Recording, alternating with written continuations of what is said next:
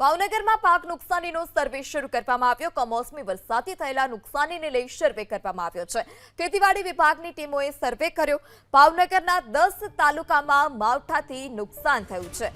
તો ભાવનગર કે જ્યાં પાક નુકસાનીનો સર્વે શરૂ કરવામાં આવ્યો છે। કમોસમી વરસાદને કારણે જે ખેડૂતોનો તૈયાર પાક હતો તે જમીનદોસ્ત થયો હતો, પાકનો સોથ વળી ગયો હતો, ત્યારે ખેડૂતો ફરીથી બેઠા થાય તે માટે પાકનો સર્વે કરવામાં આવી રહ્યો છે અને જે પ્રકારે ખેડૂતોને નુકસાન થયું હશે તે પ્રકારે વળતર ચૂકવવામાં આવશે। તો 10 તાલુકામાં માવઠાથી નુકસાનીનો અંદાજ છે।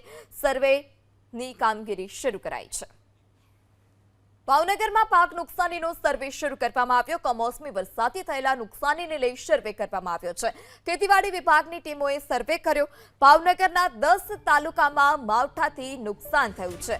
તો ભાવનગર કે જ્યાં પાક નુકસાનીનો સર્વે શરૂ કરવામાં આવ્યો છે। કમોસમી વરસાદને કારણે જે ખેડૂતોનો તૈયાર પાક હતો તે જમીનદોસ્ત થયો હતો, પાકનો સોથ વળી ગયો હતો, ત્યારે ખેડૂતો ફરીથી બેઠા થાય તે માટે પાકનો સર્વે કરવામાં આવી રહ્યો છે।